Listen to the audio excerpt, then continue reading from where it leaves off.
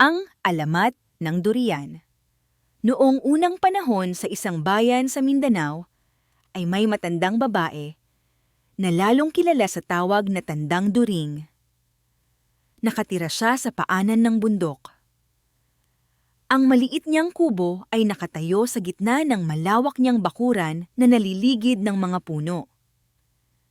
Si Tandang During ay karaniwan ng ginagawang katatakutan ng mga ina sa kanilang malilikot na mga anak. Sabi nila ay lahi ito ng mangkukulam kung kaya dapat iwasan. Si Tandang During ay nasanay ng mamuhay na nag-iisa.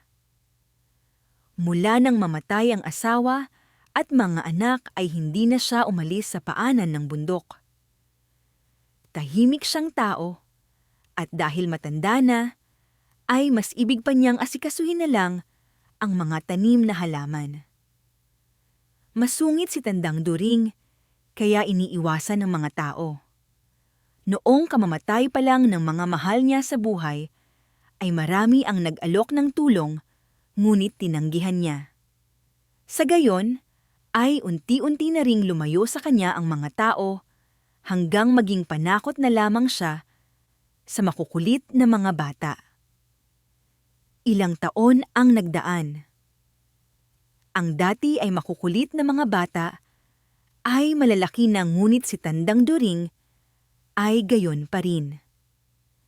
Nag-iisa sa kubo sa paanan ng bundok at hindi nakisalamuha sa mga tao. Isang gabi ay itinaboy ng hanging amihan ang isang kakaibang amoy sa komunidad. Hindi nila alam kung ano ang amoy na iyon at kung saan galing. Nanatili ang amoy ng sumunod pang mga araw at patindi ng patindi. Nagpasya ang mga tao na hanapin ang pinanggalingan ng amoy. Nagkaisa silang puntahan ang kubo ni Tandang During nang matiyak na doon nanggagaling ang amoy. Hinanap nila ang matanda, ngunit hindi nila ito nakita. Sa halip ay nabaling ang pansin nila sa isang puno na ang mga bunga ay may matitigas na balat at matatalim na tinik. Dahil sobrang hinog ay nagsisimula ng bumuka ang mga prutas. Isang lalaki ang umakyat ng puno para kumuha ng bunga. Nagtakip sila ng ilong nang buksan ang prutas, pero pare-pareho ring nasarapan sa lasa ng prutas na iyon. Nagsipitas sila ng mga bunga at iniuwi sa kani-kanilang bahay.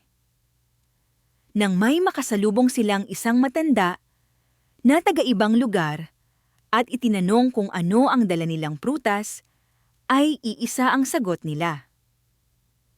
"Bunga ng tanim ni Tandang During yan," sabi nila. During yan ang pagkakaintindi sa kanila ng matanda.